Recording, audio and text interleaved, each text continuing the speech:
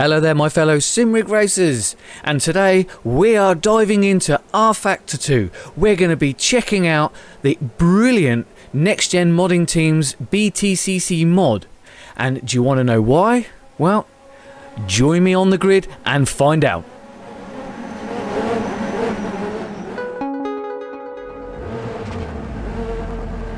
Welcome tin top lovers to a wonderful sunny afternoon here at Silverstone National. And you join me in the virtual cockpit of a Subaru British touring car as we take on the AI for a quick 10-lap race. So in the intro, I said I'd tell you why I've decided to jump into this mod by Next Gen. Well, it's all to do with the recent news from Studio 397 regarding some new DLC coming for rFactor 2, and we have got some British touring car content coming soon, very soon, this month in fact. We've got Donington and Brands Hatch coming as first party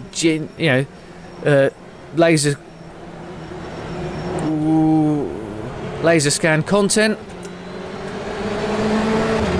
and that's because we have got some BTCC cars coming. We've got the rear wheel drive Infinity and the front wheel drive Toyota, so we get to experience straight off the bat two different types of powertrains, which will give us a chance to see how they've integrated it into the physics and force feedback models that rFactor 2 is renowned for. And then we'll get a chance to see how that works as they roll it out across more cars coming out throughout the year, because we've still got the BMWs, the Fords, the Hondas, which are of course a mix of front and rears. But of course anybody who follows the BTCC will know that the Infinity was the car that Ash Sutton won his championship in before swapping over to the motor-based team and the front-wheel drive Ford. So I thought I'd fire up this mod because we can jump into the Subaru, which was the first car that he won his championship in, and it also happens to be rear-wheel drive. And because I got a little bit excited, well, more than a bit excited, I've been shouting about it on Twitter ever since we found out, and I was impatient. I wanted to get into a BTCC car around a BTC track, and I love this national layout of Silverstone, and I wanted to get some practice in. I wanted to enjoy myself, and now I'm out on track. I am enjoying myself. Getting on track, less so. Oh, I love a snappy rear end, because I've had all kinds of issues trying to get the right mix of car and drivers to race against. In the end, I give up. We'll be passing people like B-Tank Slapper, and we'll also see probably several of the same car or same driver, because in the end, although the initial setup was lovely with the new UI, trying to split things up, because this mod covers more than 1 year of touring cars, was just, wow, pure frustration. Now, I don't know whether that's down to just how this title works, or I'm just missing something in the UI because I don't race this title very often, so I'm not as familiar with how to set things up as I am with other titles. But you know, I've been PC sim racing for long enough now that I can normally find my way around to do what I need to do. But for the life of me, I could not get the lineup of cars and drivers I wanted. But we've got a good selection, and it was more about getting out on track in this Subaru and enjoy a bit of door banging action against the other touring cars. So I made my peace with the UI and decided to jump on track. Now, what's it like when we're on? Oh, wonderful, wonderful, wonderful. This next gen modding team have really tapped into the tyre, the force feedback and the physics model that rFactor 2 offers, and it just feels right. Now, this is a rear-wheel drive, no traction control, no ABS, so it's all down to the driver. And we've got under heavy braking. If you pitch the car in, you've got a light rear end because of all the weight transfer over the front wheels. So that is exactly how you would expect. You feel the car go light, you know the back end is moving about, it's coming through the wheel cleanly, quickly and accurately.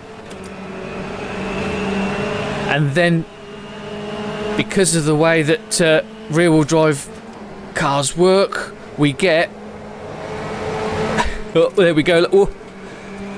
We get power oversteer on corner entry if you're too quick, too greedy.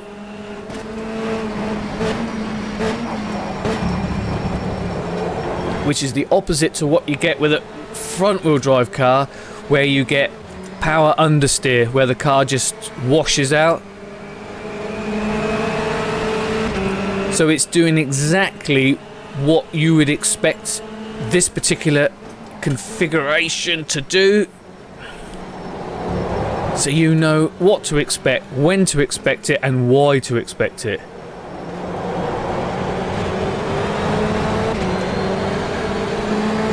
Now, I don't think this particular mod has seen any love for a little while, which is a shame. I expect the next gen modding team are ever more frustrated about the fact that they can't find enough spare time through their real life commitments to better do any more, but they have done a fantastic job with the time and the resources available, and they do feel like touring cars, and the models are fantastic, especially this Subaru and the MG. I was really taken by the MG. Absolutely brilliant models, pixel perfect, including the cockpits. Yeah, they should be proud of their efforts. Oh, side by side. Oh, he's coming over. He doesn't want to be squeezed. So we're going to outbrake him, shove it in, and then just pick it all up on corner exit. Fantastic. Now, these cars do move around a lot. If you ever watch any onboard footage, there is a lot of steering wheel input going, and these do require a lot of steering input because you're dancing them on the brakes and on the throttle. Whoa, the AI oh my word. We had a car sideways across the track there.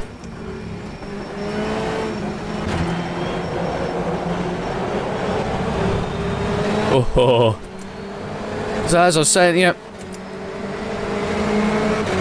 we're going to be getting some BTCC DLCs packs coming over the course of the year.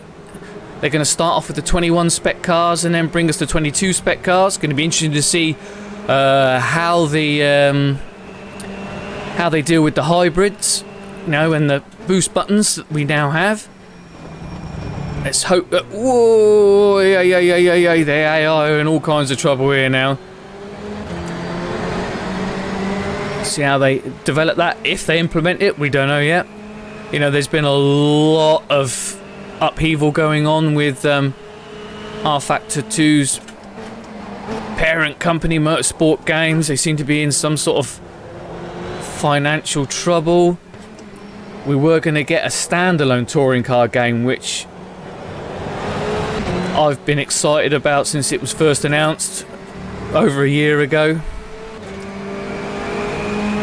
The title sort of went quiet, it disappeared as we crossed the line and finished the race. Oh, we got into the top 10 from the back, look. Yeah, so the standalone, which is a shame because I'd have liked to experience the full, you know, BTCC weekend with the triple header format, and you know, would have been interesting to see what it would be like. You know, I'm really pleased that with the title sort of slipping and disappearing, that, you know, the cars and the work that had gone into it up to this point weren't just going to be shelved and disappear and we'd never see anything. You know, having DLC in a proven title such as rFactor 2, which we know has got a good force feedback and physics tire model. You know, I was a little concerned after NASCAR Ignition, you know, and all the issues that had. You know, what sort of engine were they going to throw these cars into? So, although it's disappointing not to have a proper BTCC game, we are at least going to get some touring car content, and it's going to be in a title that gives us a good on-track experience. Unfortunately, it means that it's all just going to be thrown in with everything else. So we've got to navigate that UI, you know, and it's going to be hard work to set up the AIs you want, get the cars you want, get the race format that you want, you know, which is, you know, something is better than nothing, isn't it? You know, better this than, you know, nothing. So, you know, I'm happy. I'll go for it. Right, let's pull in here, out the way.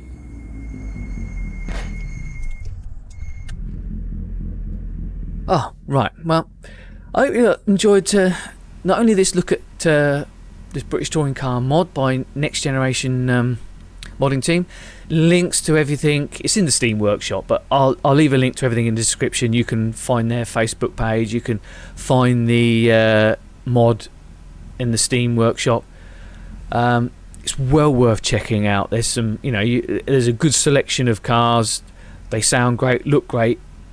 Most importantly, they handle great. This is just a precursor to the new official BTCC DLC that's coming to rFactor 2 later on during May. Oops.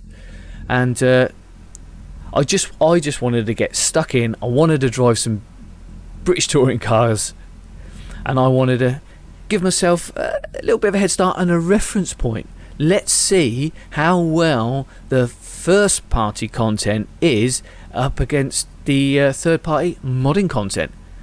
That's going to be interesting, I think. But anyway, give us a thumbs up if you liked it. Leave a comment. Let me know what you think about the fact that we're going to get DLC rather than a standalone title. your thoughts on rFactor 2. Let me know if I'm doing something wrong setting up the AI using the UI. You know, I might be missing something. You know, I'm an old man, eyes are fading. I could have missed a box or an option somewhere to, you know, shuffle cars and drivers in and out. And in the meantime, happy sim racing, and please check out some of my other touring car tin top related videos. I think you'll enjoy them. Okay, bye for now.